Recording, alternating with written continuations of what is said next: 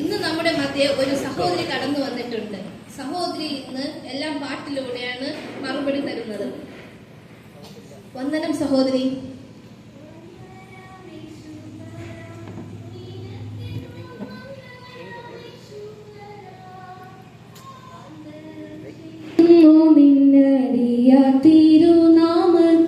തിരുനാമത്തിനാദരവായി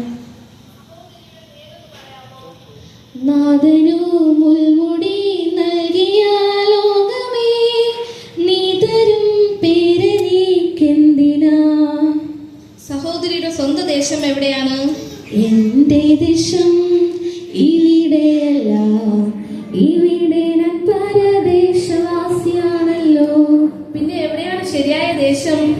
അക്കരെയാണ് എന്റെ ശാശ്വത നാട്, അവിടെ എനിക്കൊരുക്കുന്ന ഭവനമുണ്ട്. ആ നാടിന്റെ പ്രത്യേകത എന്താണ്? രാപ്പകലിൽ അവിടെ പ്രശോഭിതമായൊരു നാട്, നാലു ജീവികൾ പാടുമാ. സഹോദരി ഏത് ജാതിയിൽപ്പെട്ടതാണ്? പരദേശികൾ നാം ഭാഗ്യശാലികൾ, ഇതുപോലൊരു ജാതിയുണ്ടോ? സഹോദരിക്ക് എത്ര വയസ്സായി? 7-10 ഏറെയായാൽ 80 മാത്രം. ഈ ചർമ്മം കണ്ടാൽ പ്രായം തോന്നില്ലല്ലോ. ലോകത്തിലെ കഷ്ടനഷ്ടങ്ങളെ പറ്റി എന്താണ് പറയാനുള്ളത്? പുത്തനാം യെരൂശലേമിലെത്തും കാലം ഓർക്കുമ്പോൾ ഇത്തരയിൽ ഖേദമെല്ലാം മാഞ്ഞു പോകുമേ. അപ്പോൾ ഇവിടത്തെ ജീവിതം കഷ്ടപ്പാട് എന്നാണോ പറയുന്നേ?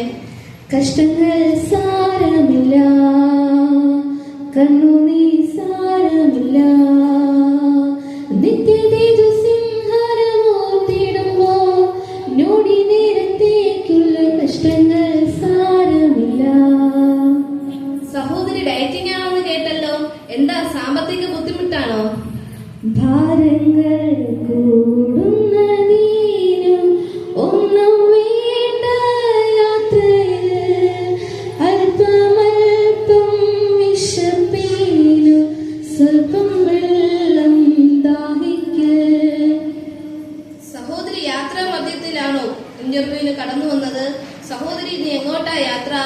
സിയോൻ സഞ്ചാരി ഞാൻ, യേശുവിൽ ചാരി ഞാൻ പോകുന്നു കുരിശിന്റെ പാതയിൽ. യേശുവിനെ പറ്റി ഒന്നുകൂടി വിശദീകരിക്കാമോ? സുരലോക സുഖം വെടിഞ്ഞു എന്നെ തേടി വന്ന ഇടയൻ, തന്റെ ദേഹമെന്ന തിരശീല ചിന്തിതവ മോക്ഷമാകെ തുറന്നു. ഇനി നമുക്ക് കുടുംബകാര്യത്തിലേക്ക് കടക്കാം. സഹോദരിയുടെ ഭർത്താവിനെ കുറിച്ച് എന്താണ് അഭിപ്രായം? എൻ പ്രിയനെ പോൽ സുന്ദരനായ ആരെയും ഞാൻ ഉലകിൽ കാണുന്നില്ല, മേലാലും ഞാൻ കാണുകയില്ല. സുന്ദരനായതുകൊണ്ട് നല്ലതുപോലെ നോക്കുമായിരിക്കും അല്ലേ? എൻ പ്രിയൻ വലങ്കരത്തിൽ പിടിച്ചെന്നെ നടത്തിയിടുന്നു ദിനം തോറും.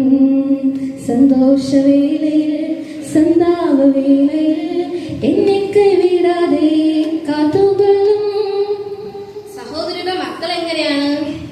ആകാശമേ കേൾക്ക, ഭൂമിയെ ചെവി തരിക, ഞാൻ മക്കളെ പോറ്റി വളർത്തി, അവരെന്നോട് മത്സരിക്കുന്നു. ഇത്ര നല്ല ഭർത്താവാണെങ്കിൽ സഹോദരിയുടെ അമ്മായിയമ്മ പാവമായിരിക്കും അല്ലേ? ഏതു നേരത്തും പിശാചിടർച്ച ചിരിപ്പിടും, ഭീതി വേണ്ട ദൂതരുണ്ട് കാത്തുകൊള്ളുവാൻ. സഹോദരി എല്ലാം സഹിക്കുമായിരിക്കും അല്ലേ? ഞാനോ നല്ല പോരാട്ടം പോരാടി